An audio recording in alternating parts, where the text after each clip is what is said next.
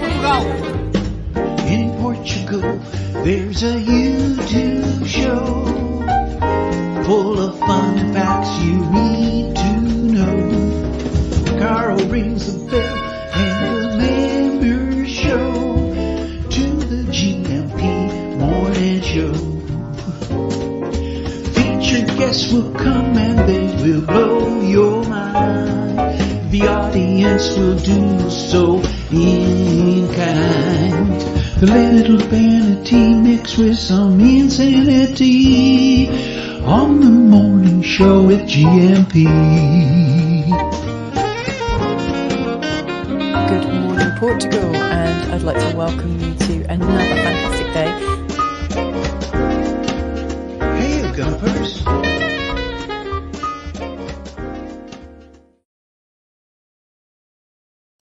Hola, bon dia, alegria. Munson here with the Good Morning Portugal show, live stream and podcast. Yes, you did see the meme that forms part of my weekend plan.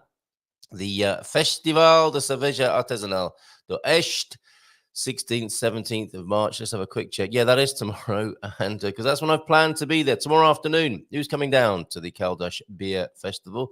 Looks like a kind of Lego-y theme, but that's little pints of, well, no, they're Canecas, aren't they? Canecas of foaming ale in that graphic there. And apparently it's free to under 18s.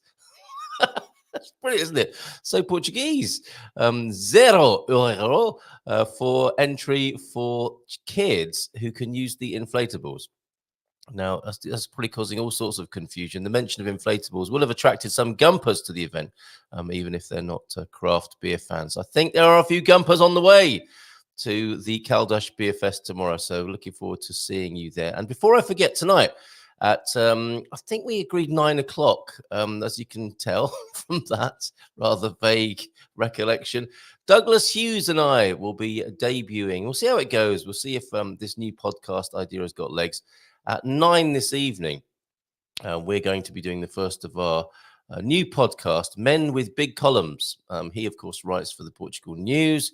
He is a Lusophile, a lover of Portugal, as of course am I.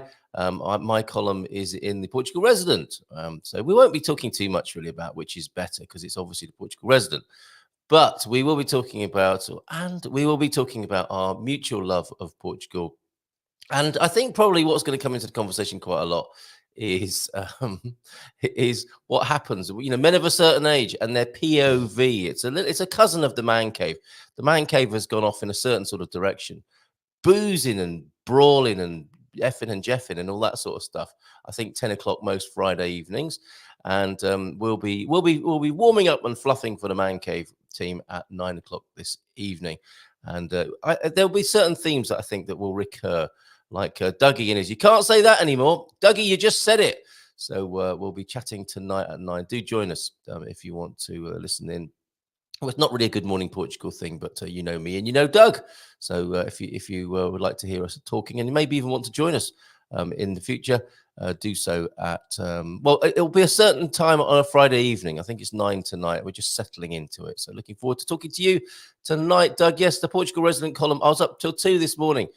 Putting the final touches. Actually, no, I did the final touches having slept on it. So that will go off this morning a little bit later on. And I will be writing further insight into how I feel about the Shager interview that I had earlier on this week.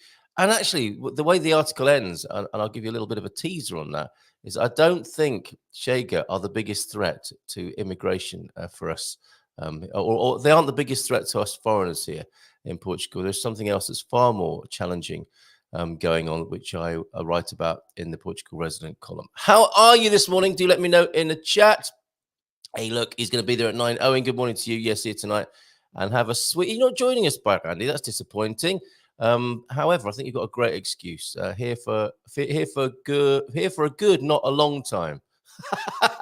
That's a great way to arrive at a party, isn't it? I'm here for a good, but not a long time. Off out with my daughter-in-law. Good for you, mate. And if you have a change of heart or plans for tomorrow, look forward to seeing you in Caldas. Wayne's in as well. Good morning, Wayne of the YouTube channel Carpe Diem.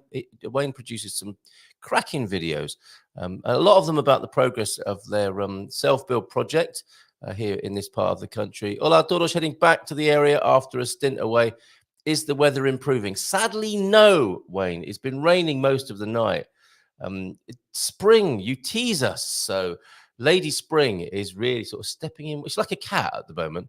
Sits on a doorstep and then disappears. And she's disappeared, has Lady Spring, I think, at least for today. Very grey and very wet and miserable. As with the pictures. All right, Jay, there's no need to rub it in. It's a beauty. It's a gorgeous day in Pensacola, in Spain. Well, good for you, Jay. Normally it's us that gets the bragging rights, right? So not for us today. Bom dia a todos from Antonio F. Weather report from Lisbon. Desde esta Lisboa chuvosa, so rainy in Lisbon as well. So, I think Spain may well have the better weather today. I think it's looking a pretty grim and grisly all over Portugal, isn't it? As it was in the Azores. We have pictures from Filomena to share with you, and they were distinctly grey, but no less spectacular. Yes, says James, the weather is improving, making the country greener and cleaner by the minute. Yes, nice reframe there, my friend. Very good. But I mean, just how green does it want to be? Would be my response to that. See you on Monday, Mister. And this morning, this Feelgood Friday, it's been a political week, but you would expect that, wouldn't you, in the week after the election here in Portugal? I had I thought was a very interesting conversation with the Portuguese yesterday. Always interested in how he sees the world. And today we'll talk less, having talked a fair bit about politics already this morning at 9:39. Probably ease off on that. Looking forward to having a chat with Bobby. Lovely spread in the... Who doesn't like a lovely spread first thing in the morning? Our resident column celebrates the launch of our first episode of the full-length episode. Who doesn't like a full-length episode first thing in the morning? In the Portugal resident and on YouTube, of course. The one with the soft octopus and the shocking secret shared with us by Marco of the Storytellers, which was the bar on this occasion, our debut full-length episode. The bar in question is the Gatsby Bar and the Storytellers Palace. And actually, thank you on that note. Storytellers Palace, our fourth Wednesday meetup. Thank you. I just put the word out, a little bit of a soft invite. We're here for a good time, not a long time. A soft invite to the fourth Wednesday to the Storytellers Palace. And I think we're into double figures of bookings already. Yep, put me down for that. Not put me down, but yes, put my name down. For that. So thank you, everybody who's responded so quickly, and we'll share the menu in due course. And it's a little bit different on the, what date is it? 27th, I think. Yeah, that's the fourth Wednesday this month. On the 27th, we'll have a speaker. Raquel will be joining us, and as well as the interest in the menu and getting together, early interest in people coming along to hear about starting a business, running a business here in Portugal. And Raquel will be talking all about that from midday. Nothing too heavy, and she will be available to talk to people one-to-one as well, but just a little bit of an overview on running a business or starting a business or both here in Portugal on the 27th as the foreplay of the fourth Wednesday lunch at the Storytellers Palace coming up 27th of March. Okay, thank you, James, for that, as well as your bom dia gumpers. Feliz sexta a todos. Putting the sex in sexta-feira today. Of course, I mentioned Bobby joining us at 9. He'll cross over with Phil. I'm sure they'll have a little bit of a chat about the Six Nations rugby. Both rugby fans, very serious rugby fans, I would say. And I think it's the culmination, is it not? Yes, week 5 of 5 of the Six Nations rugby tournament. I already put my foot in it, talking to Chinese Terry yesterday about who was going to win. I think it's league-based, isn't it, rather than a knockout. We've got Wales, Italy tomorrow at 2:15. Ireland and Scotland, an important match, obviously, for Bobby tomorrow at 16:45. And France and England at 8 o'clock tomorrow evening. So for rugby fans, a great day. For craft beer and rugby fans, a great day if you're coming over to Caldas de Rainha. Thank you, James, for that. Feliz sexta a todos, of course. And let's just say good morning to the whole world from Portugal. And we have Michael here, who retains the crown of a sort of Flintstones-esque bellowing across the world from the balcony. Send yours to 913-590-303. I think we're going to make a compilation video of these as well. I've yet to do mine. I will be doing one of these for sure It'll be my shout back at the gymnasium over the road here, of course, my local gym. I remember that place. Of an evening, they pump up the music for some of their classes. So maybe that'll be my retort across my virtual valley here. But for the time being, the champion of the bellow across the valley is Michael. Bom dia, Portugal! There's a beautiful resonance to that. Good morning to you, Michael. I know you're in this morning as well. Mindful moment then today from this morning from James. In today's rush, this is Eckhart Tolle, the author, of course, of The Power of Now. What was his other book? Was it A New Earth, A Beautiful? Well, he wrote another one, I think, that people speak highly of. But the big bestseller is The Power of Now. Not to be confused with The Power of Now here in Portugal. In today's rush, says Eckhart, we all think too much, seek too much, want too much, and forget about the joy of just being. And we do talk about the joy of just being too much as well, probably, don't we, rather than just getting on with it. But thank you very much. And I mean, this is one of the paradoxes of human nature and human behavior, of course, is it not? And I think your visuals this morning allude to that as well, James. Let me find those this morning. How are you doing? Do send any pictures, videos, memes to us on 913-590-303. Here they are. I don't recognize. Oh, there's it's not so much a beer fest related, but I would say an Uncle Frank related meme this morning. Hold on a minute. We've done the mindful moment. Let's not get. It's staying up to 2 that does it. Let's not forget the mindful dad joke before we go to the visuals. How do you know if someone's a really good meditator? They'll just sit quietly and not tell you. Excellent. Well done. That expert meditator. They're absolutely right. No need to go on about it, is there? I'm going to meditate, continuing on the meditation theme, and clear my head of thoughts. However, this is how your thinking mind responds to you. Absolutely right. Who is that actress in that picture there? Yeah, and this one, the visual dad joke here. This sounds so much like Frank to me. I bought a 12-year-old whiskey. His mum was furious. Excellent. I think that's brought a little grin and a smile around a few faces this morning across the Gumper landscape around the world. Where are you? If you're a lurker and you've not said hello, because I know that our numbers are going up and a few people haven't declared themselves. You might want to do that on this Feelgood Friday morning. If you've not said hello before, please do so. Please introduce yourself and we'll take very good care of you. Pete is in as well this morning. Bon dia, James. Off to do some gardening in a thrice. Is that a particular kind of underwear? Sounds like it, Pete. Always great to be, or an outfit of some sort in your thrice there. Oh, sir, that suits you, sir. Lovely thrice. Always great to be up early to feel you made the most of the day. Yes. And I heard my eldest was talking about getting up at 5 to chat to one of his buddies online. I don't think that happened unless they're chatting very quietly. Best intentions and all that. Bon dia, Gumpers. E feliz sexta-feira. Sadly, won't be with you on screen today. Yes, we have seen the constellation, the rare constellation, have we, previously, of Coach Big Phil and Bobby on the screen. It'll just be Bobby and Phil. And with Big Phil, I mean, the screen will be filled by Phil and Fill My Cup, his new project that we want to tell you all about. But Coach Turner not joining them, won't be with us on the screen today, but will be with us in spirit. And of course, the God Squad tip of the day, taking a friend to collect his new, to him, car after his last one was written off. Oh, yeah, we heard about that, didn't we? Was it written off in the street?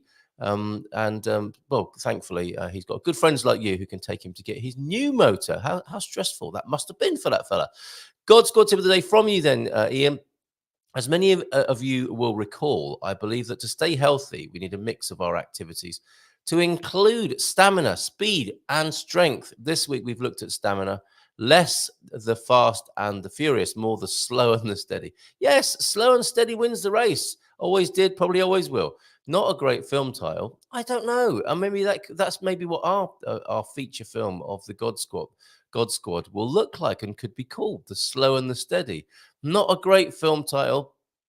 Yeah, it's not the most vigorous aspiration in the world, but I think people will get it and gravitate towards it. But probably the most important of the 3 elements of fitness, I try to do at least 30 minutes each day. If you don't do 30 minutes will do you. Does that work? To coin a phrase based on the doc's oft said comment about, back to politics.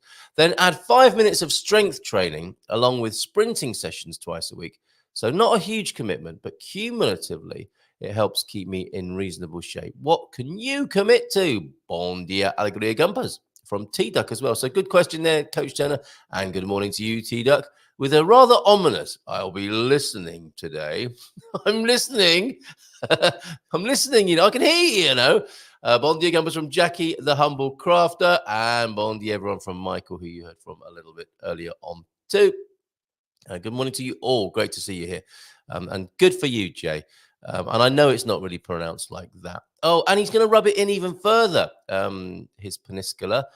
I'll send you a WhatsApp with a pic. Oh, will you now? Okay. Accepted. Oh, he's right. My terrace at 9:41. You might want to see this. This will. If you like good weather and you haven't got any of your own right now, let's have a quick look at Jay's view this morning across the balcony. This is getting very complicated. I need to clear me pictures. I've got far too many. Thanks to many of you on 913. I'm not complaining, but it has. I think I need to have a bit of a clear out this weekend. There you go, from Jay's balcony with the old Spanish wonky sea. You don't want to be lining any shelves up using that in the far distance there, Jay. But that looks beautiful. The sun on the water there in Peniscola. I think that is the correct pronunciation. Let's have a look at some of Tia Filomena's pics, and we'll have a little bit of video action with her as well. What are these people doing in it? That needs the pH changing. I'm learning a little bit about pool maintenance at the moment, and I can see that's a fail. But it's probably meant to look like that. Or maybe water doesn't go purple. It goes that brown color when people, how do I put this? Unburden themselves. Oh, and pictures of Pete's polytunnel as well. Oh, who says, I miss your Grow channel. Do we need to bring the gardening show back? You're not the only one who said that. Phil Ruff said that to me. My picture deck is bulging. I don't mean to boast, Pete, but I'm definitely going to show that lovely. Is that your sunrise this morning there, so to speak, not a euphemism? Right. Where was I? Oh, yeah, with Philomena at that rather brown-looking pool there. And if I go to her comments and her commentary that came in with the pictures, if I can find it, seriously, so much, so many things here. And like I say, I'm not complaining, but it's quite hard to find things. Where are you, Philomena, with your commentary about the Azores? Let me just... and this is all coming in on WhatsApp. Where I seem to be managing a lot of my life these days. Funny how that's happened. We've got Park Terra Nostra with thermal water. That's a relief, isn't it? Somebody hasn't unburdened themselves to quite a scale. It has to be said in that water. Those are thermal waters, or so they say. That's what you can tell people when they come to your pool and it's all brown. It's just thermal. Relax. Another picture here, isn't that beautiful? Those lovely they're contemplative step. I mean, it's a major feat of architecture, isn't it? Of course, and engineering. But I think as well, the idea with these sorts of staircases is to go into sort of repetitive contemplative mode and take in each level's azulejo frieze as you make your way to the top on a mini pilgrimage there. That picture is Ermida de Nossa Senhora de Paz, Villafranca de Campo there. We've got a couple of videos from Philomena as well to play you, but not until I've shared a couple more shots from Philomena. That's so beautiful, isn't it? It's the Azores for you. Very green over there. You see, that's what all this rain does for you. And look at those. That looks like a Jurassic scene there. And there's a massive koi carp in the foreground too. Beautiful Azorian shots there from Philomena. Thank you so much. So let's have a look at some video as well, shall we, from Philomena. Thanks so much, Philomena, if you're able to join us this morning. We tried yesterday, but the connection wasn't good enough for that. I don't know what I can't see what I'm just going to press the button anyway and see what happens here. What a horrible journey it is into our local town. You have to see the mountains and you get to see the snow. It's awesome. Lots of snow. Off a beautiful road. It's just gorgeous. What a morning. I love these bright, crisp winter mornings, and most of all, look at that snow. It's just awesome. It's Beautiful, thanks, Pete. That's Pete's snow-capped ridge, of course, in case you didn't see that yesterday. Here are the videos from Philomena. I think we've got a little bit of a marching band and then a slightly longer video from the Azores. All right.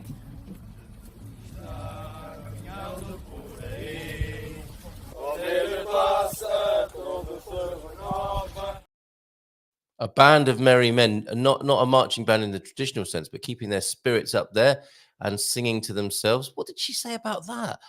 This is fellas, an Easter tradition, an Easter tradition on the island. Men go around the island on foot and pray. So they're singing to keep their spirits up, and they will be praying too, perhaps mounting those contemplative stairs as well. And here's a slightly longer video, half a minute of more of the Azores for you.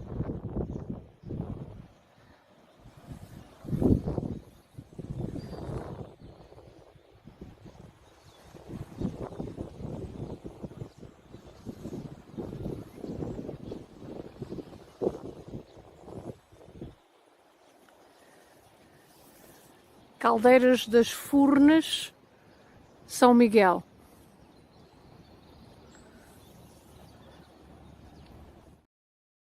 She's such a globetrotter, isn't she? So there you go. Steaming pool there in San Miguel. Thank you so much, Tia Filomena. Keep them coming. If we can't get there ourselves, we're keeping in touch and having a little virtual tour around the Azores there with Tia Filomena. And Tom and Toddy were near the Beniguil Caves. I think that's what this video is.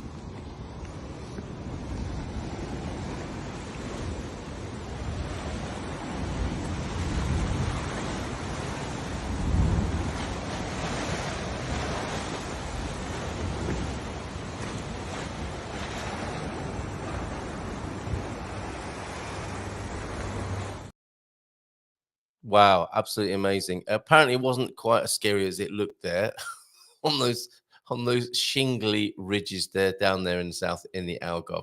Keep everybody. Thank you so much for your wonderful images and videos. Keep them coming on 913-590-303. And I promise to have a bit of a clear out, not in a thermal bath kind of way, but clear out of the picture deck so I can find things a little more easily when you send them to me. Thank you very much indeed.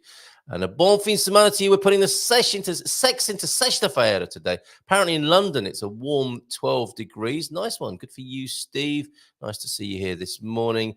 And it's also filling our reservoirs and reducing the fire hazard. But again, I mean, reservoirs do have a limit, don't they? I mean, how is it that we can have so much rain? I think there's some suspect plumbing somewhere, isn't there? The rain is reducing the fire hazard as well. Thanks for that reframe. It's not working especially well for me at the moment, but thank you for trying anyway there, James. Bom dia, criaturas da Quinta entre Águas, onde este pouco chuvoso. Feliz sexta-feira a todos from Matty as well. Oh no, Michael Barton. Unfortunately, we cannot make it this month. We have friends visiting from Chicago, and we are doing a tour with Philomena on the 27th. Well, good for you. I see that's coming to the Storytellers. Well, you might come to our beer fest tomorrow, though, Michael. It'll be great to see you there. I am watching with half an eye and an ear. Why is that? Did you get into a terrible fight? I see. Because I need to finish editing my video for today.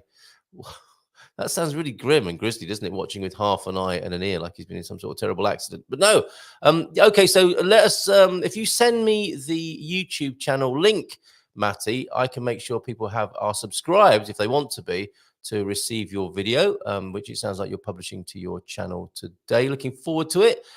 Says James as well. Paul Reese also here. The joy of just being. I guess we're all different, but this sounds pretty tedious. Let's not for everyone. Not for Bobby O'Reilly as well. By the look, let me bring him onto the screen to laugh about that with me. That tickled you, didn't it? Yeah, I get that. Right. I guess we're all different. But this sounds pretty tedious unless actually doing something rather than sitting in a catatonic state. You don't strike me, Bob. We've never talked about this, but you don't strike me as a meditator, especially. I tried it once, actually. When I say once, I tried it for a couple of months. I tried it for a couple of months. Yeah, I did. I remember I had met some guys in Dubai, and basically their whole thing was that they were meditating. I never met so calm, cool, relaxed people, and their thing was they were into a kind of a religious meditation. Yeah. And at that time, I was wired to the moon, and sort of still am. And the guy was trying to, and I was trying to get them, to like me and stuff. So I said I'd try it. So I tried it, and actually I found myself much calmer. Yeah. And even driving to Lisbon from this side of the river, I was like letting all the people pass me by that were all in a hurry. And I'm like, off you go, take your time. I don't care. Namaste. Yeah, Shanti. But about a month later, I just sort of fell out of the habit. But I remember when I was doing it, I was trying to convince everyone else to do it and how great it was. But I haven't done it since. But it did. It's funny that, isn't it?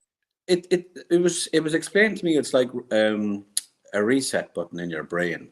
That kind of way, like you turn yourself off and turn yourself back on again.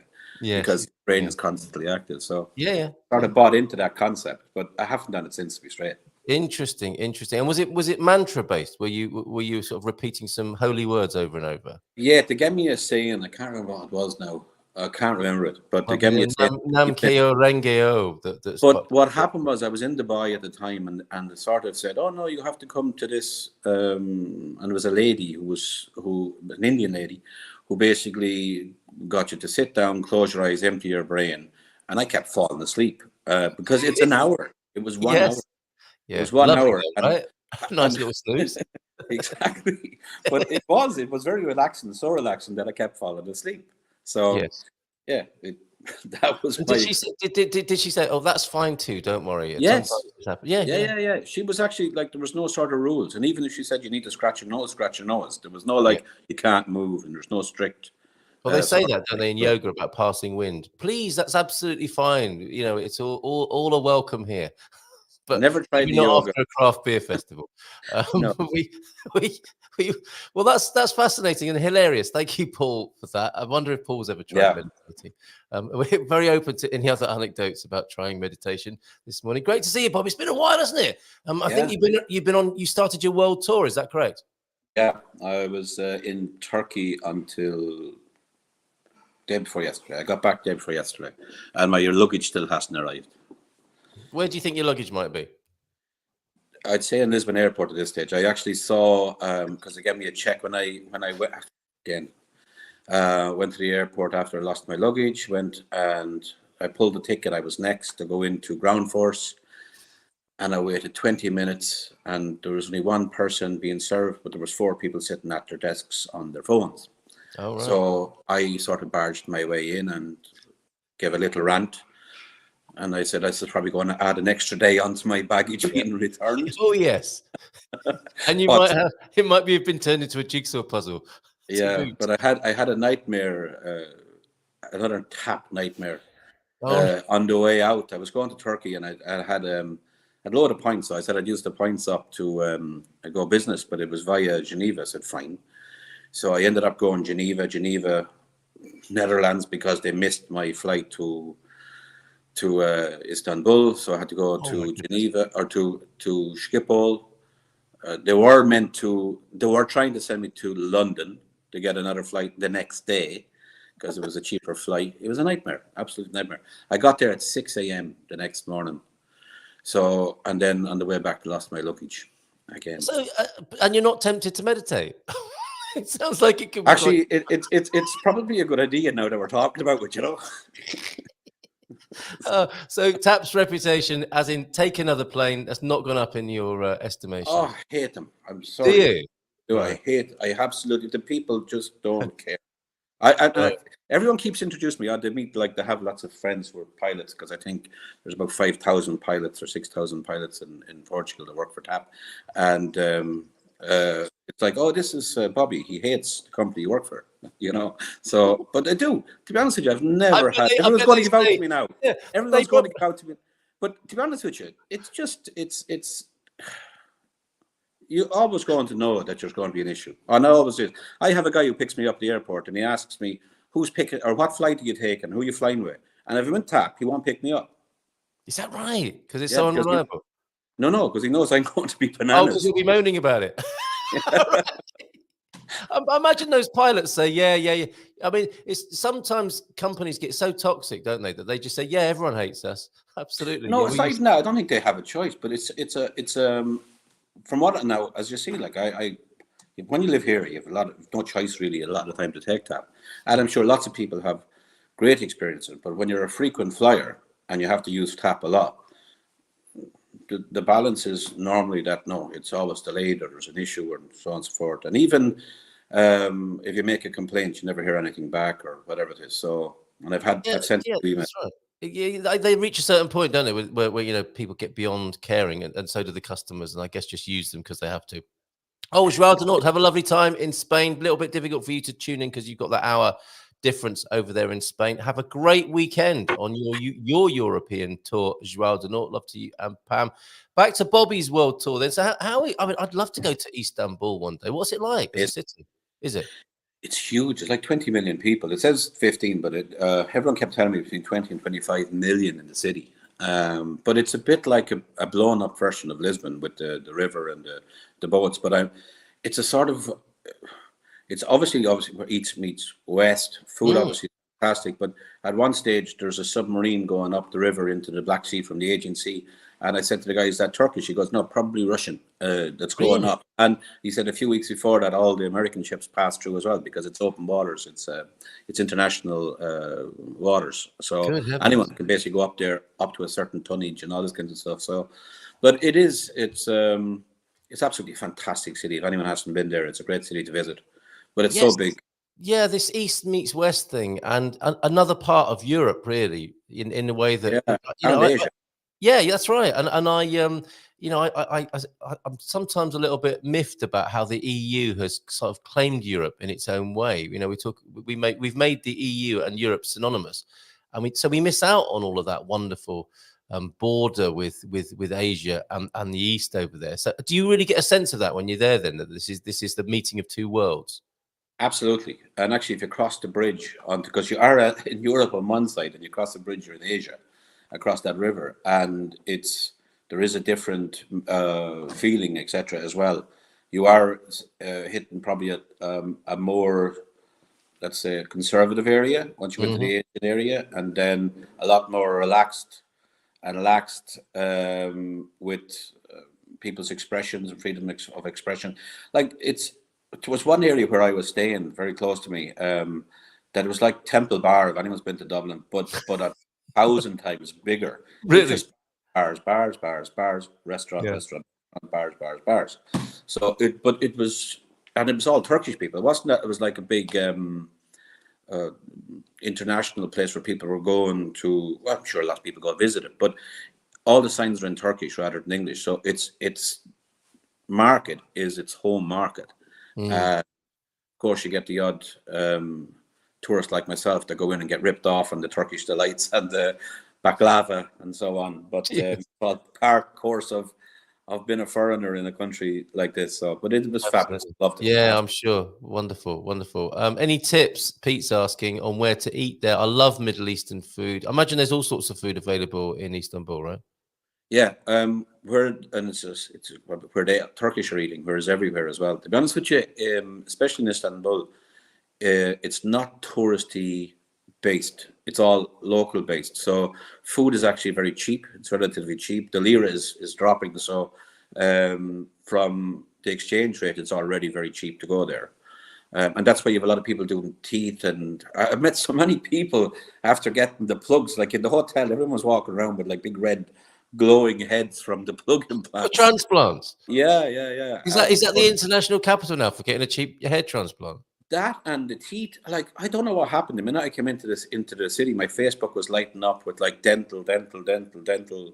Okay. You can have Segonia, whatever, for €300 each, and so on and so forth. And And of course, you click on it to see what it is, and it's like, oh, we're going to come and pick you up at your hotel and bring you to the test. No thanks, I'm fine. This is amazing. So you could end up looking like an aging Hollywood star with a really weird barnet and some glowing white teeth and an old face. Yeah, there's a great clip of, I don't know where it was, but I saw it maybe on Facebook. Guy at the airport with his passport photograph, and the guy's checking and he's looking at him. Yeah, right. He just went Turkey, and he was okay.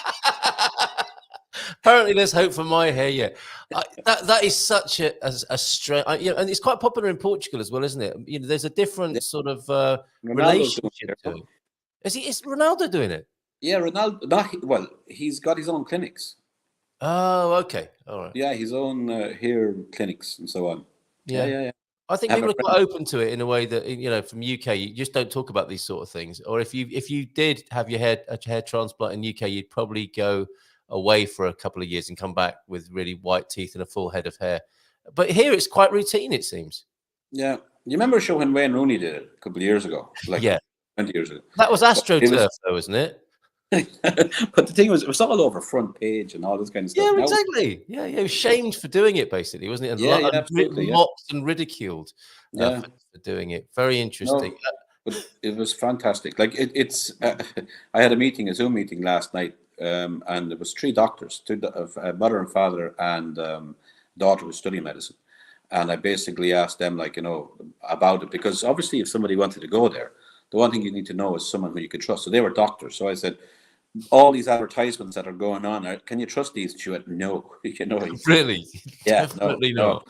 You'll end up in some apartment somewhere with some guy who's a student that's being paid by somebody else to do blah, blah, blah. So you have to be very careful, and you have to really basically go with someone who's been and remain recommended. Don't pick up an advertisement and just go, okay, let's chance this. Don't go by price alone. Buyer beware.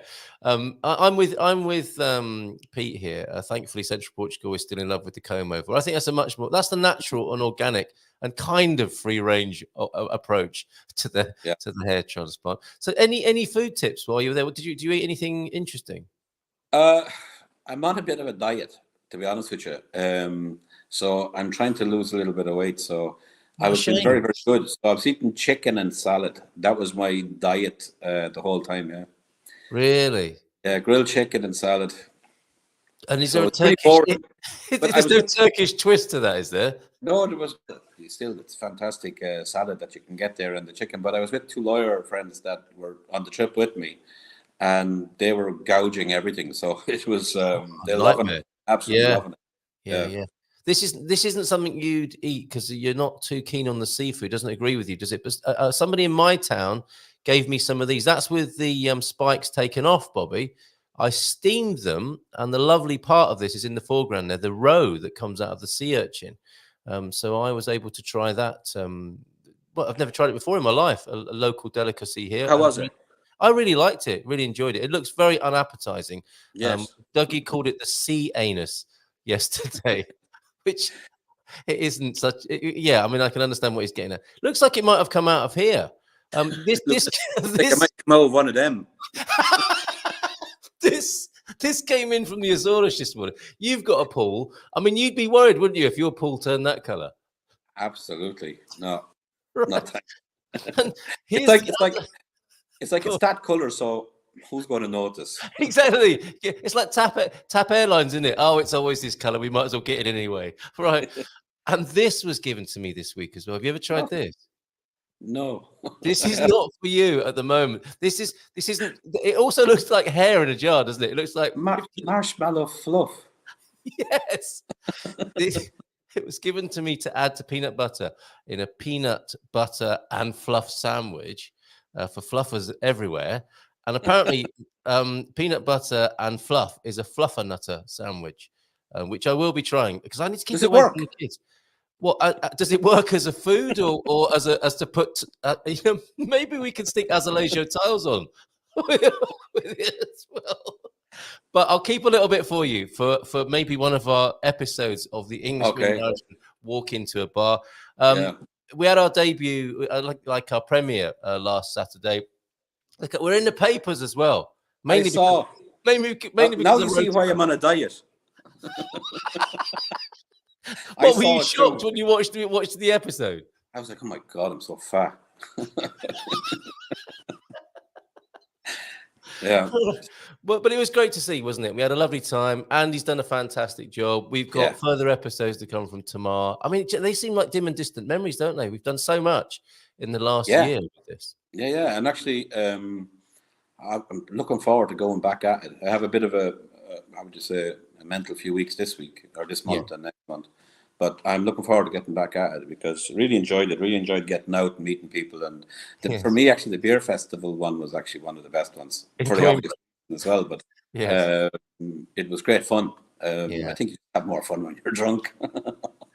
Well, yes. And on that note, I met this lady at the San Martino de Porto meetup. I think I sent you her photograph, and she's a ballet teacher. Oh, now, yes. She normally teaches more mature ladies ballet dancing, and very popular she is too here on the Silver Coast. And the beer went straight to my head at the meetup, and I suggested to her that you and I might do some ballet with her for one of our episodes. Are you up for that?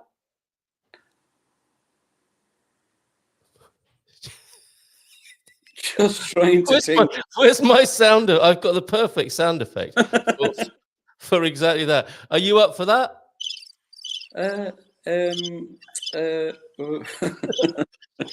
She has put me off a little bit. She wants us to train. We've got to do training, but I think we need to go straight into it if we're going to do it at all. The other thing she's offering to do is a dad dancing workshop. Now that I think would be fun, but again, she said no drinking allowed, and you can't. I mean, I have to drink if I'm going to be dancing, but I think that's a lovely thing, and I think we might be able to influence her to allow us to have a beer before we do the dad dancing. I've never touched my toes. Like those people stand up and touch your toes. I've barely got knees. Yeah. So, I wouldn't say I'd be the most flexible person in the world. Actually, I remember once going to a friend of mine who's a physiotherapist, and he was stretching my legs and my whatever, and he was just laughing. Whatever. Yeah. But he was just laughing. Couldn't contain himself laughing. And I said, "What's wrong? What are you laughing at?" He goes, "I've never met anyone like you in my life that is so inflexible." Like he would bend my leg a little bit. That's interesting. You and me both. I can't touch my toes either. So maybe that's something we can work on with the wonderful Samantha Jennings. We'll see about that then. We'll see about that in further episodes. You've got ideas to go running through the streets in Alcochete. Is that where one of your plans? Right. Yeah, okay. Alcochete, I think, is a great town to showcase to people because as well as being across the river from Lisbon with the most beautiful views, especially in the evenings with the sunsets and so on, it's one of the, I think it's sort of heart of Portuguese culture. When I moved to Portugal I first lived in Alcochete, and I was amazed by, number one, most people who work there, as in the restaurants, don't speak English, which I loved. I know it's a little bit awkward for people who don't speak Portuguese, but you figure it out, Yeah, right. And it's a fish sort of town where everyone's all grilled fish. And I remember the guy where I used to go to all the time, he'd have a cigarette in his mouth, the ash hanging off it, falling into the pit where he's cooking the fish inside, not even outside, inside. And just grunting at people. Yes. And somebody feed Phil sat outside going, "There's an amazing flavor to this fish. I just can't put my finger on it." Yeah. Benson and Hedges. Great. But that, and then in the July, I think it's the last weeks of July, they have 2 weeks, and about 1 million people visit Alcochete over that period of time, and they put up that sort of big fences to stop the bulls going through the houses, and the shop windows. All these absolute lunatics running out in front and smacking a bull on the ass and running away and trying to jump over a gate without getting gorged, Yeah. But for me, one of the sort of strangest and weirdest things I've seen since I came here is the Beretta Verde. I don't know if you've seen that. No. Beretta Verde is the Beretta, the French Beretta, but it's green. Well, it's not. It's more like a Santa elf hat, if you like. Nice. Oh, I've got one of those in black. But not the green one. Yeah. These guys are they're wearing sort of short trousers, and they look more like elves than anything else, to be honest. But imagine it in this way: that I think about 8 or 9 of them go out and they stand in a triangular format. When the bull comes out first, And then they go out and they go like, ta-da, and they stand up in a triangular format. And then basically entice the bull to run at them. And the guy in the front has to jump on the bull's head, grab him by the horns. Yes. And then everyone has to jump on him and put the bull down. And then the last guy has to grab him by the tail and go basically skiing with the bull. Yes. And it's absolutely nuts, you know? It's extraordinary, yeah. It is. And like when you see it, first of all, and I have to state, actually, I don't particularly like the bullfighting. I really don't. But, and I haven't gone in a long time. But I think it's part of the Portuguese culture that people should actually get an idea of what it is. And I mean, our audience are people who should actually see it and maybe invite a load of the, if you like, the gumpers along to experience a bullfight and the bull running and a night in Alcochete and have a big meal on the Alcochetano and a couple of cocktails in the Alcash bar or something like this in the evening. I think it's a whole different side to Portugal that no one has really seen yet, unless you live in Alcochete, Moita, or those kind of areas, which are the south side of it as well, but off the Vasco da Gama Bridge. Very interesting. And I mean, I know bullfighting is a bit of a red line issue for some people, isn't it? It's like, absolutely not. No, I would never do that. But I have to say, in Portugal, it is like bullfighting light, isn't it? I think, you know, there's an amazing story. Oh, no? I don't think so, to be honest with you now. Like, for me, I witnessed something that I wouldn't like to even talk about because it was traumatic in the sense that I believe a guy actually was killed at it. In front of your very eyes. Like, it's like going back to Roman times. Yeah, but absolutely. But it's because basically one of these Beretta Verde guys jumped on top of the bull, but he brought his head to the left. So instead of running into his pack of friends, he went left and smashed straight into the wall. And what they done was they ran out with a stretcher, threw him on it, ran off, and then another guy took his place, and he also got walloped. And I mean, 2-3 guys with that same bull ended up getting carried off in stretchers. And you want us to do that? And you want us to do that? Funnily enough, I did see there were 2 vacancies. Yeah. But I think if I stood in front of him, the bull would think twice anyway. You know what I mean? Yeah. I can see. No, okay. You're all right. Wow. Okay. Well, but there is things you can take part in because you always have a fair and thing that's going on as well around it, you know. So it should be. The atmosphere, I'm sure, will be amazing. Okay, so another one of my preconceptions and me trying to make things a little bit better about bullfighting failed miserably there. Just as grim here in Portugal at times, but for the people possibly, and not for the bull. I heard of an amazing story of it because I think some of these bulls and men are known to each other. They meet each other again and again, don't they? And there was a much loved bull somewhere, I think, in northern Portugal, who got injured, but he got injured on his way home, I think, from a tournament where he got stuck on a level crossing in his trailer, and a train ploughed into the bull, and he lost a horn. But he recovered from that and became the one-horned bull, legendary one-horned bull that was loved, and to this day has a bronze statue of him in his local town. So there is this, like it or it's definitely a Marmite sport, and people have very strong feelings about it, if you can call it a sport, that is. But it's definitely part of the Portuguese culture, and it was something that we will discuss further, I'm sure, in due course. Yes, debate. It's a debate. It's a debate. I think that either love it or hate it. Like my wife loves it; she absolutely loves going to it, and I don't get it. I really don't get why she loves it, if you know what I mean. Yeah. But I definitely believe that you can't really make up your mind until you see it. You know, you witness it, you feel it, you know, because there is parts of it that's very exciting because the bull fighting in Portugal is done from a horse. It's not like in Spain where everyone knows, like the matador, etc., and the bull keeps running around and getting tortured. Well, he gets tortured, but it's done from a horse. He gets tortured from a horse instead of much better. Okay, yeah. So, but they're not slain they're not slaughtered in. I thought that they come back and go to various a circuit. Is that not true? But I'm after getting a warning that my battery is going to die, so I need a minute to go plug in my iPad, I'm afraid. Fair enough. I thought you'd get a message from the RSPCA for a minute. All right.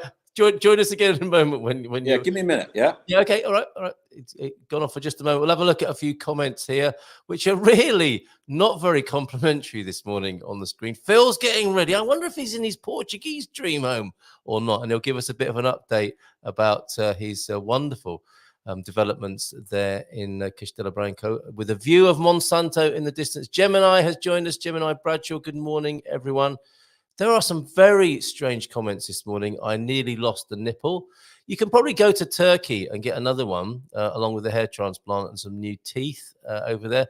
Alcachet is lovely and the festa is great. But Bobby, be warned, you can get quite unpopular if you get stuck in the escape barriers from the bull. So Pete's been to that. I'm sure the bulls just love it. Yes, fair enough. We know where you stand on that, James. Ballet dancing with mature ladies sounds exciting. So I think Jay's in for that one. Doug has seen the bull run in northern Spain, the Pamplona. An old fellow was killed by the bull, tossed into the air like a rag doll. You saw that, Doug. Crikey. Very basic, visceral stuff, right? Have a great weekend, everyone. Off to play paddle. See you later on. See you this evening when I'm talking to Doug there, Owen. Bon fin de semana to you from Antonio F as well. And James, I always read the story of Ferdinando, the bull, as a child. So all I can think of when there's talk of any type of bullfighting is Ferdinand. So, oh no, stop. So happily smelling the flowers. Do you do that when you're eating a burger as well? There. See you on Monday. That happens from time to time. I wonder what that is. Is that ballet dancing with mature ladies or bullfighting over there in Spain, of course, where you are? I'll ask Bobby when he comes back, William, if he got to visit the Blue Mosque as well. And Michael telling us Turkey is on our short list of countries to visit. So I think Bobby is back now. Get a second round of applause. There you go. Can you answer that question from William? Did you go to the Blue Mosque while you were over there? No, I didn't get a chance, to be honest with you. I was too busy.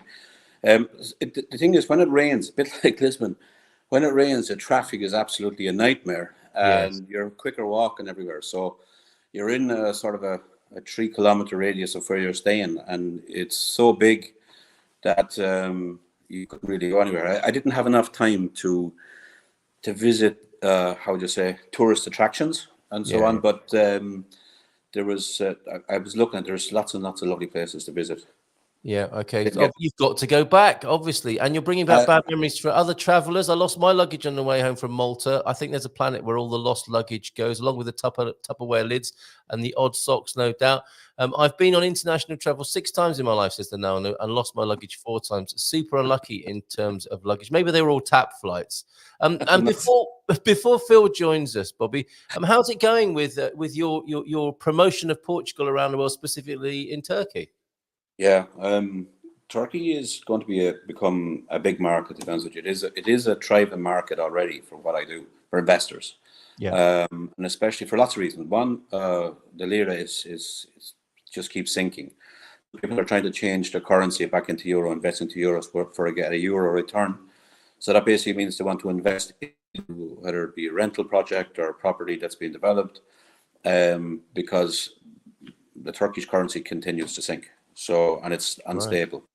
So for that reason, and then of course as well with the D2 visa, it's even for Turkish on the edge of Europe, getting Schengen visas now, it's quite difficult. So most people who are looking to get to visit Europe, even on vacations or whatever it is, like you get maybe like a 3-month Schengen visa, where before it used to be 5 years. Okay. So, and Turkey has become a sort of a second destination, residential area for a lot of people who couldn't get into Europe. Mm-hmm. So for that reason, a lot of Turkish are trying to find different residential outside of Turkey as well. So it's a big market. As I said, it's a big country with a lot of, like that city, if you take it 20 million in Istanbul, it's twice the size of Portugal, just the city alone. So we had met one particular immigration company who had done 5,500 applications to the UK this year. Wow. And he said that 1,500 had been refused. Right. The UK. So the market is quite big. Where I believe we're going to have a problem is the bottleneck with the institutions here. Yep. If you have a lot of people like this looking to apply through a D2 and whatever system it is, it's going to it'll go on a climb up somewhere, and I think it'll be 6 months to a year before that happens. Yeah, very interesting. Yeah, Yeah. whilst many are fearing Shager and their views on immigration, practically on the ground, they're not the biggest problem, are they? It's the bureaucracy itself that is the problem for people who want to move here, people who have moved here and want to renew. I suppose what I do is not really immigration, to be honest with you. It's mainly investors, and for me, investors who are investing don't really want to live here. They like to come here, they like to invest here. Yeah, Maybe eventually might want to retire, but the majority of my clients, and I would say 90%, have not moved to live in Portugal. They like Portugal, they love Portugal, but their lives are elsewhere. What they want is a plan B and maybe different opportunities for their kids, etc. as well. Yeah. So that's my client. So I'm not really doing, how would you say, I don't bring too many people to live in Portugal because that's what I do. yeah. No, interesting. And where are you off to next? I'm actually heading to Dubai and Abu Dhabi, Kuwait, Qatar, Bahrain, and then back to Turkey. Wow. Okay. Bon voyage. Stick around for a little bit longer. I know you can't stay for the whole show. I'd love to watch a quick chat between you and Phil about rugby, because it's I try and keep up, but everyone knows I struggle with that. We've got Michael Whitby here. Bon dia a todos de Nub there, which sounds a little bit Arabic as well. Is that a restaurant recommendation in Turkey? Nub. I think what he's trying to say is nubliado. Figueira dos Vinhos. Good morning to you, the Whitbys in Figueira dos Vinhos, and I think it's probably a little bit cloudy and rainy over there too. Let's give him a nice big round of applause. It's Fill My Cup Phil, who joins us on the screen now. Morning, Phil. How are you? Good morning. I hope you can hear me. Can you hear me?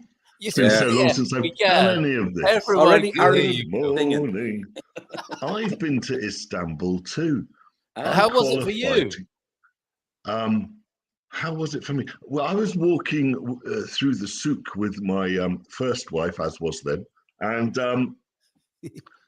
and this guy, big guy. I mean, I'm a big guy, but he was a big guy. He says, "Must have been hey, big, mister, want to buy carpet for wife?" I almost bought one because I was, pooped me pants, so to speak. But sounds like quite the offer. When you say, would you like to buy a carpet for the wife, does that mean like a trade? Is it for the wife, or is it in exchange for the wife? I wasn't brave enough to explore the options, to be honest with you, Carl. You just got your wallet out. Yeah, no. How much do you want, sir? Yeah, take it all. I don't care. Yeah, amazing. Wow. Any other happy memories of Istanbul? Only that, Bob is right. It's just the most amazing city. It just, you don't understand as a Western European the vastness of Istanbul. It is vast. It is big. And you feel you're in a melting pot. You feel, when you cross the bridge, you feel like the world has changed strangely. Yeah. I'm a firm believer in that you should go and get as many experiences as you can in this life, because at the end of it, no one's going to, money is not an experience. Using the money to gain experience is a life. And if you don't go and have a life, what are you doing here? Don't waste your time. You're not, this cycle is this cycle. Better go out and fulfill your destiny in this cycle. Just go and do it. I don't care what it is even. Suddenly all the numbers just drop watching the show. They say, yes, that's right, Phil. We're off. They can always catch the recording later, Carl. Don't worry. Absolutely right. No, but you're spot on. It's great to have you back with your worldview, and we'll talk about more about how that's taking shape and your new project, Fill My Cup. But I think first of all, I'll watch a discussion between you both about this weekend's rugby. Exciting times, right? Well, first of all, let me congratulate England on a fantastic game last week, because it's, in one hand, okay, we were devastated not to be winning a Grand Slam or being in the with the I'd say opportunity to win a Grand Slam. But on the other hand, I think most rugby fans will agree, it was great to see England actually play rugby like they did last week for the first time in a long time. And I think England learned a lot from last week as well as Ireland, because I think there was a little bit of psychological warfare going on at the start, like trying to make Ireland favourites, and which gave England that sort of push on, if you like. Mm-hmm. But they did it. They had an absolutely amazing game, and I think they could have even won by more had Tom Ford kicked a few more of his points, and if Schmidt had been on from the start, I think we would have got a bit more of a pasting. So it wasn't a last minute win. I think it was a solid performance by the England, and basically it's all to play for now. Tomorrow and Sunday for the actual competition itself. So I think everyone's eyes, and I think actually just to say, Italy are after having a great run of it, and I think very unlucky with the French game. Very lucky, I suppose, in the last game against Scotland. Scotland were unlucky as well. But questions had been asked about Italy. Did they deserve to be in the Six Nations? I think though that has been firmly answered as well. So yeah. Great tournament. Absolutely fantastic. Coming up. Oh, okay, brilliant. And you just happened to be in Turkey at the same time. That was amazing timing, Bobby. And couldn't watch it. You what? I had to get my wife because I couldn't watch it over there. There was no way. Every Irish bar, no one was showing it because they're all really? Irish bars. So I had to get my wife to take the kid's iPad off him, do a Zoom call, and point it in front of the TV here so I could watch it on my iPad. Turkey. There's a rugby fan. Right. See, there's always a way. There is always a way. Well, I'm hoping they'll do something like that at the beer festival tomorrow. What are your views on it, Phil? Well, look, in international sport, it's in the head, and you only need to be 5% off. And in honesty, I think Ireland are superb. They're this generation are a great team. And with Crowley, I think they're going to continue that greatness. The way they have set up their rugby organisation through the provinces is destined to give them success for some time to come. So it's not a surprise. I was unbelievably ecstatic that England won. I will not lie. I have a lot of Irish friends, and I've been taking a fair amount of stick in the weeks prior. But understandably, particularly once Ireland had overcome what was, of course, the huge hurdle of France. Once they'd got that out of the way, I was copping some, and I, I'm a big guy, I can take it. But I was told to me by my dear departed father, he said, Six Nations, doesn't matter how good you are, they don't come easy. They're never easy.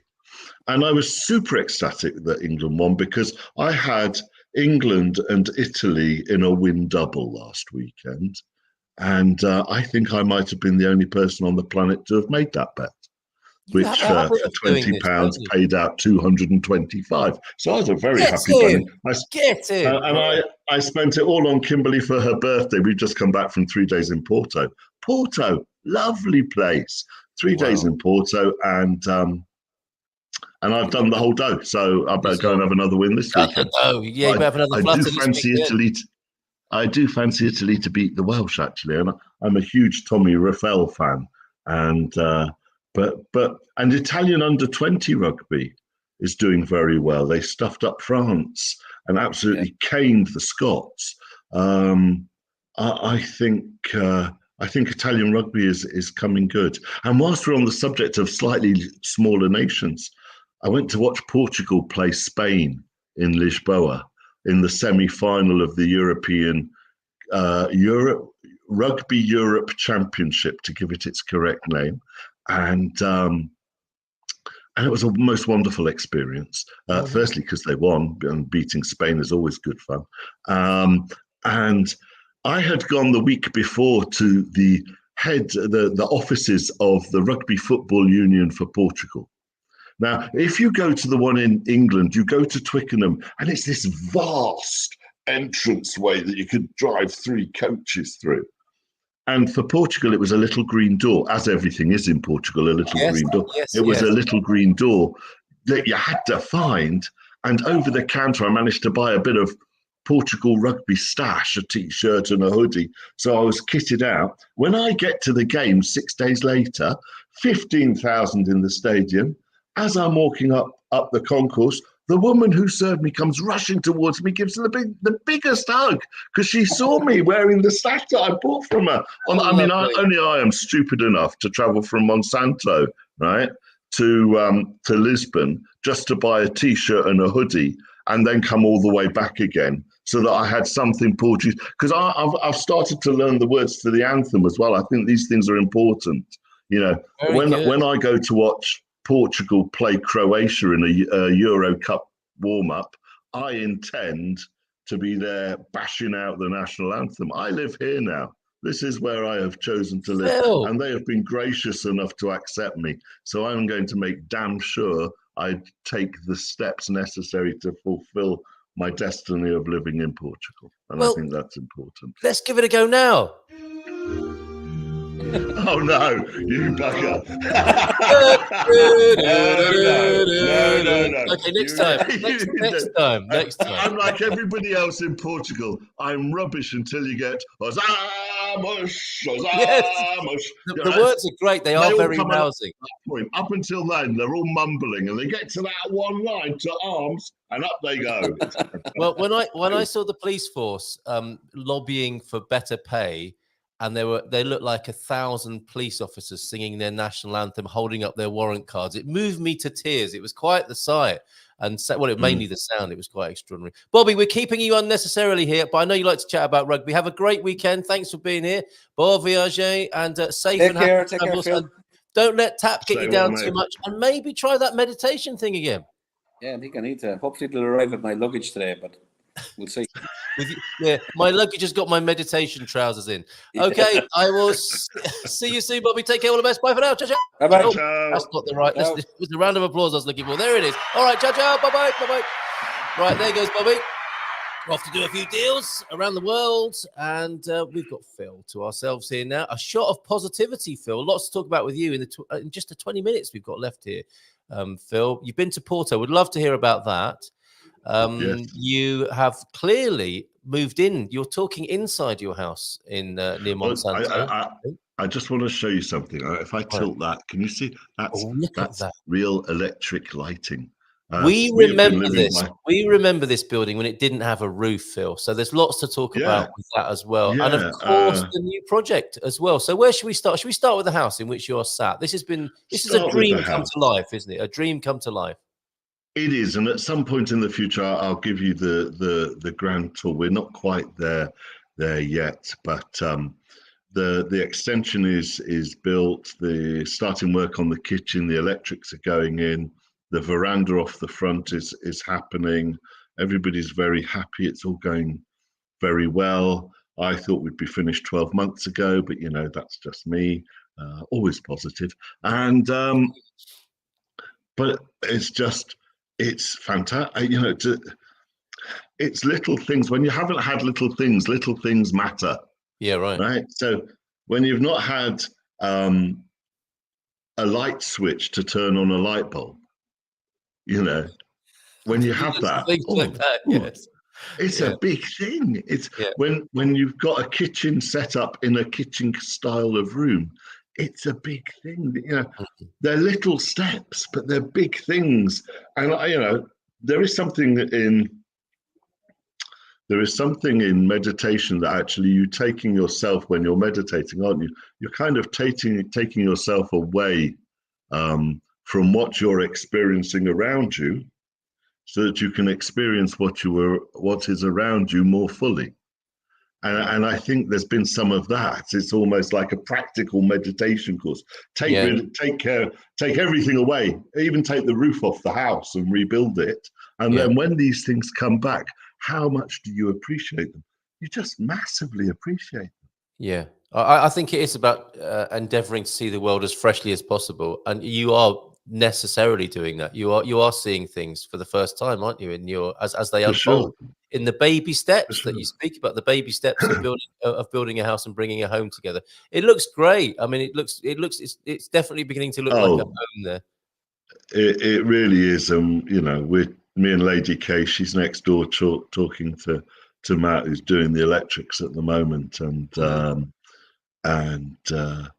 we're just so excited. I mean, we wake up every day, we're just so excited. And that's kind of how Fill My Cup came about, was because when you're feeling this good, you just want to share. You know, often we feel great and we don't share it.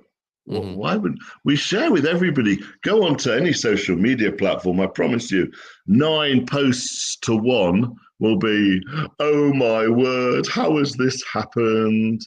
How has it? Oh, you know, FML and all that stuff, and oh, February was rotten, but March is going to be so much better. Well, possibly not if you're still thinking that things are. You've got to snap yourself out. And Fill My Cup came about. I do, as you know, I'm a crew member on a training course for Infinite Possibilities, the certification course, and I host one of the groups, and I send a message to the director of training.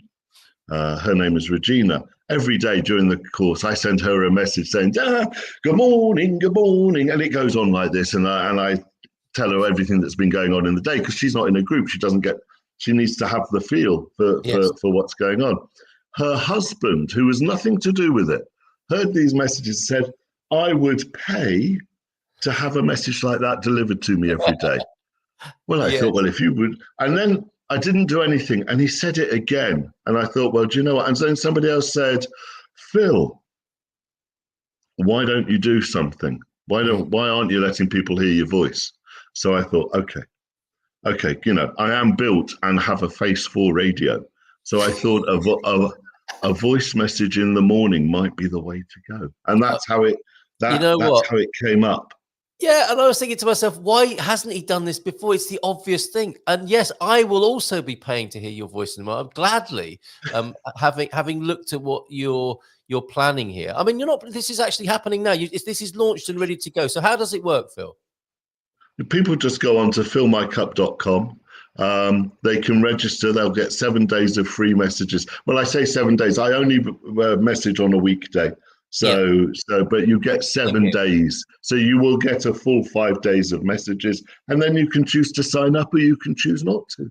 You don't have to put in any cards or any information other than the registration form to get the free message. I'm not interested in people having to opt out or any of that nonsense. Yeah. If you want to join, the first positive step is to fill out a registration form. All right, and people can do that at fillmycup.com. I think I've done fillmycup.com. Yeah. Okay. And then people will receive via WhatsApp a cheery message. They should get an email. They will give me an email address. They will get a welcome email. They will need to download WhatsApp. Yep. And register the phone number that is provided, so that I do it as a broadcast. If my phone number isn't in your WhatsApp, you won't receive the broadcast, which would be a shame, because it's a little moment of madness every morning. Yes. And what sort of things will people receive then? Oh, I am going to my my email now and just making sure, yes, subscribe me to this list. So I am confirming that right now. That's a step that people need to take as well. Yeah. So what can I and others expect then of a morning to be have our spirits lifted? I think I might have WhatsApped you today's message. Oh, excellent. I don't know if it's there. I mean, it's bonkers. It was, it's recorded first. I record them like first thing in the morning. These are not pre-recorded 100 days in advance. Okay, so it's spontaneous and it's like it's in the moment of what you're wishing. It's almost like a positivity message of channeling first thing in the morning. Marvelous. Okay, you did today's message. Here it is from Phil. So I'm going to play it now. I hope you can hear this. Hello, hello, hello. Oh, that started okay, didn't it? It's Friday. Oh, it's Friday, and this is the end of week 1. How fantastic! It's been a blast. I'm having great fun. I hope you're having great fun, because that's more important. What shall I talk about today? Let me tell you. This is what I want to talk about. I want you to take into this weekend the fact that your potential is limitless. You can get whatever it is that you are looking for in your life. And you must not get in your own way by having a fear of failure or a belief that you can't do it. You can do it. You have so got this, and you can be living the life that you want to live. And if you are living that life already, you can live even more of it, because there is so much more. Just because you reach your destination doesn't mean you won't change the destination to somewhere else afterwards. The potential is limitless. I want you to go and tap in to that inner feeling of, this is what I want to do, and take just a first little step. Go and explore your potential, because your potential is limitless. Have the most fantastic weekend, and I'll see you all on Monday. Well, I hope everyone heard that. If they didn't, they just saw me sitting and listening to it, and you could see my response. I had my chakras tickled there for sure, Phil. What an uplifting occurrence to receive every morning, every weekday morning. Yeah, well, it's just, we feel so many things came together. It's a bit like, I remember as a kid, give us the causes of the Industrial Revolution, and there was lots of things coming together at the same time. Yeah. And for this, there were lots of things coming together at the same time. I was watching people post about watching the news. The news is not the news. The news isn't serving you as a person. The news may be informing you, but is it serving you? Is it giving you really what you need as a person? Yeah. Or is it giving you what the news company need to give you as news? I've stopped pretty much looking at the news. I've stopped. I will look at the occasional, at the end of a day, I might look at a few headlines, but I won't dig in, because it doesn't serve me. Now, people will say, oh, you have to listen to know what's going on in the world. Ask yourself the question, do I? Yes. Yeah. Do I? I don't know that. I don't know that I do. I don't know that I need to read the news. When tax goes up, I know tax goes up. When tax goes down, you'll find out. You'll find out. Yeah, you'll find out. If they kick me out of Portugal, I think I'll know that they've kicked me out of Portugal. Yes. And it's. I'm not saying don't be aware of some of the terrible things that happen in the world, but don't believe all of the things that you read about those terrible things, because they're not always the truth as it is portrayed, which is, I don't want to dwell on this. So anyway, I was reading that and I thought, you know what? No. I want to start my day with something more positive. And by me recording these things, I actually get my own shot of positivity. No question. Yeah. I know people, as you must do with the show, Carl. We talk to ourselves, don't we? We talk to ourselves as much as anyone else whenever we open our mouths. Yes, that's where it comes from in the first instance, for sure. And very timely, Phil. I chanced upon a Facebook group yesterday that was very, very, I think it's fair to say, negative. It's all about people's negative experience. Yeah, and I know the one. I left before I got kicked out. And I'm not saying it shouldn't exist. Don't get me wrong. People need to do what they've got to do. And I was really quite shocked. I was shocked on a kind of intellectual level, and that's what was going through my mind. As I guess that on that intellectual level, that's occurring in the mind, isn't it? And our thoughts and opinions about things. And I was thinking, I don't like this. This is very. And the meme that came to mind is the little babies drinking a glass of vinegar or something. It goes, ah! And I had a sort of visceral reaction of that kind.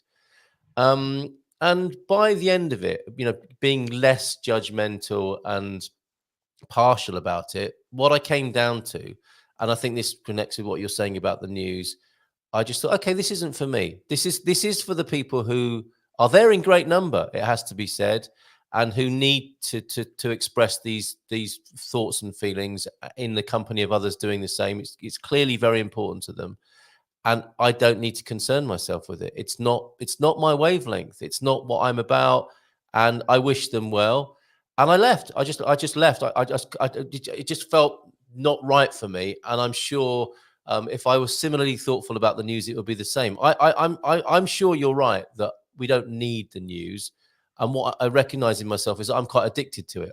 I quite, in a funny way, enjoy the Twitter feed. And I don't know, something, there's some chemical reaction or something that I get from looking at it. But I don't kid myself anymore that I need to know what's going on. I just know I'm a little bit addicted to something I enjoy a little bit. And that's a step closer to being free of it completely, I think. Yeah, I think that's true. And of course, these are very clever individuals. They were doing AI on you long before AI was even a thing. They knew how to stroke the buttons to make sure that you wanted to see it. Yeah. They all, Anyway, but I also went to that website and did the same as you. Yeah. I thought, I had to I wanted to understand. Yes. And then I definitely didn't want any part of supporting that as a website because as a Facebook page, because it's not my experience. And I think you can only go with your experience of something. It's just not for me. For a start, it starts from a point of negativity, which is I had that for 40 years. I moved away. Been there, done that. Very, very interesting. I got on the bus out of town and moved away from it, baby. And yeah.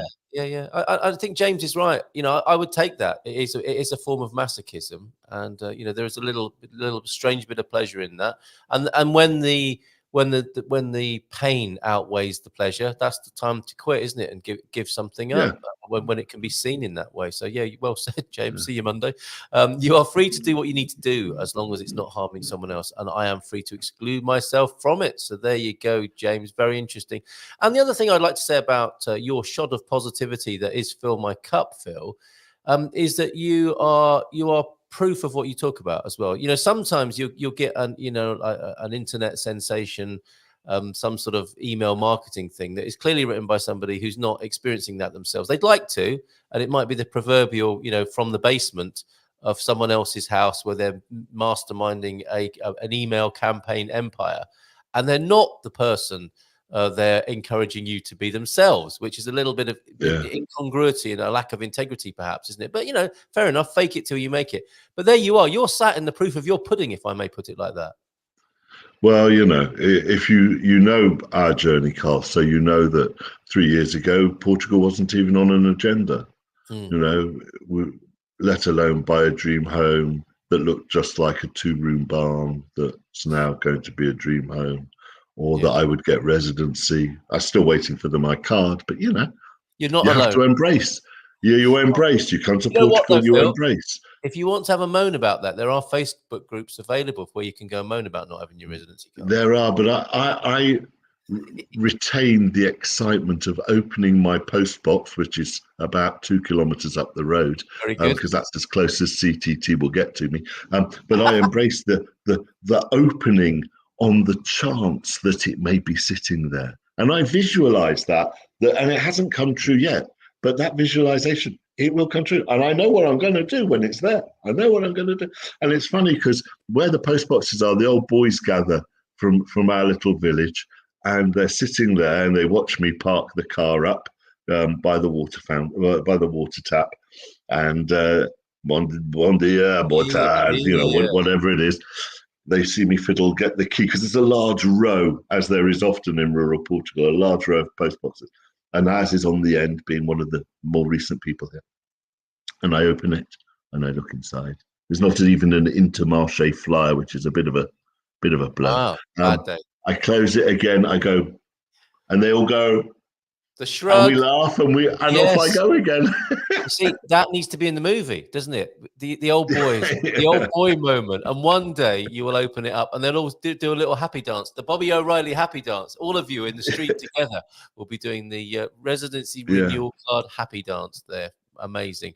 What's the Facebook group we need to avoid? I'm not going to name names, partly because they are anonymous as well. They value their anonymity, so it's not for me to compromise that. And if I think there's a view of this possibly, Phil. If it's for you, it'll find you, right?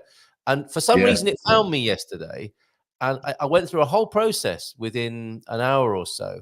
That I think was quite useful. These are intense times, I think, and this was a little sort of mini series within the big series yesterday of things that are going on in our lives, in my life. When I say our lives, I mean our family life. And it was a very interesting. I felt like I made a very sort of active choice. I empowered myself with the decision I made.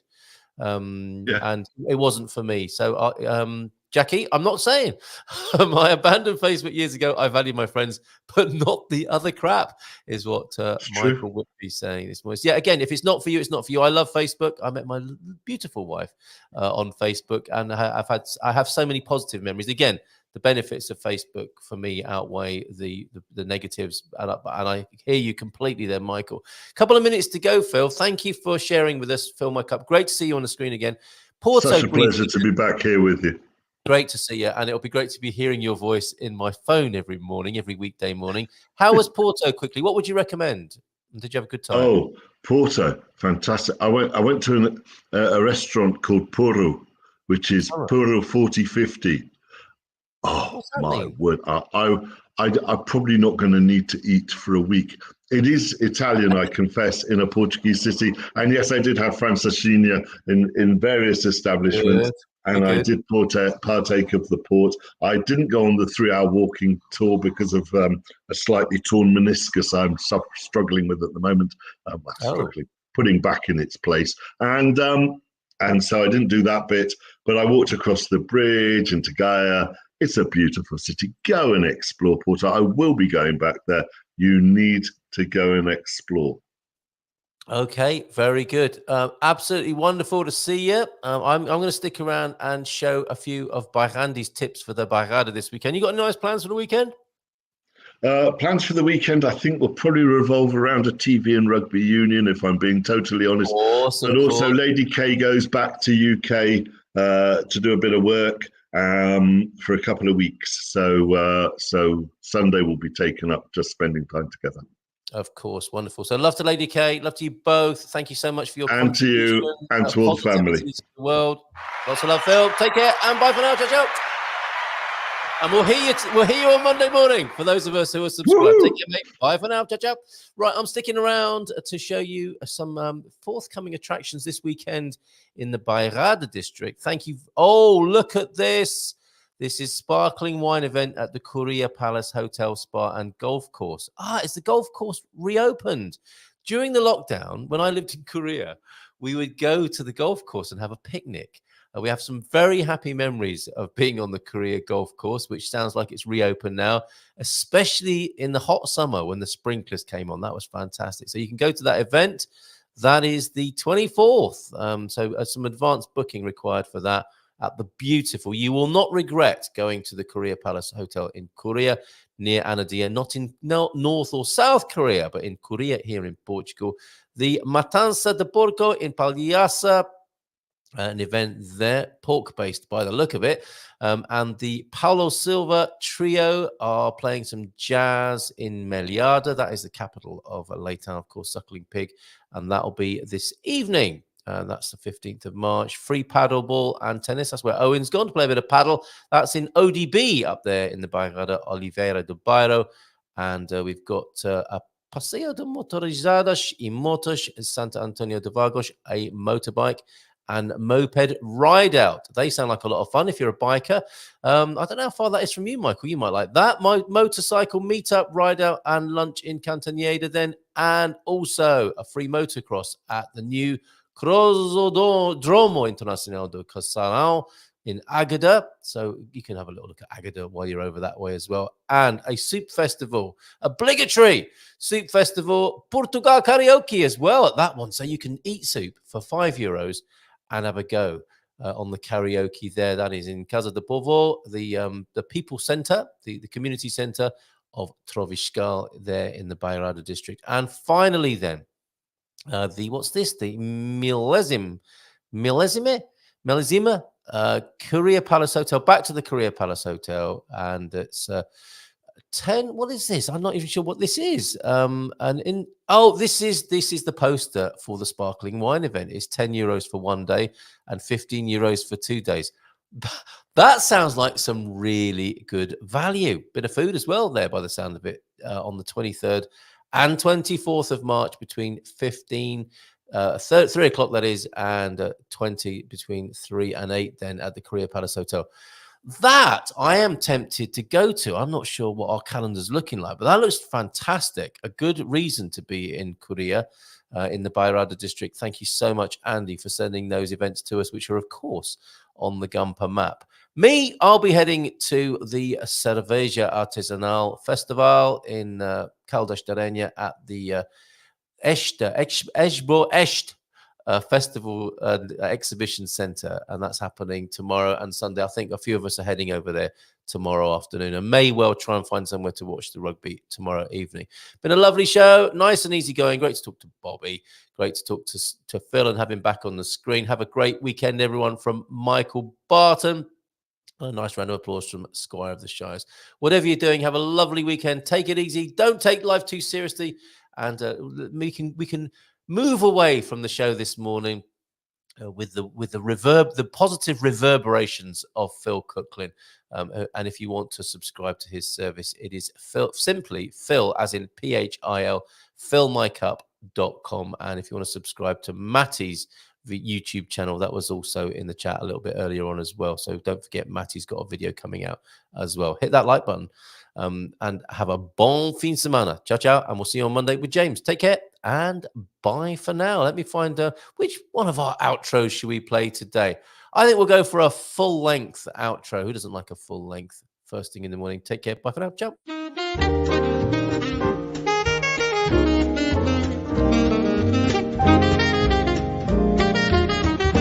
Bom dia, Portugal! In Portugal, there's a YouTube show full of fun facts you need to know. Carl rings the bell and the members show to the GMP morning show. Featured guests will come and they will blow your mind. The audience will do so in kind.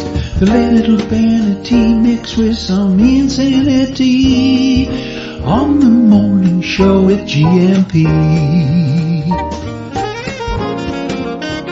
Good morning, Portugal, and I'd like to welcome you to another fantastic day. Hey, Gumpers.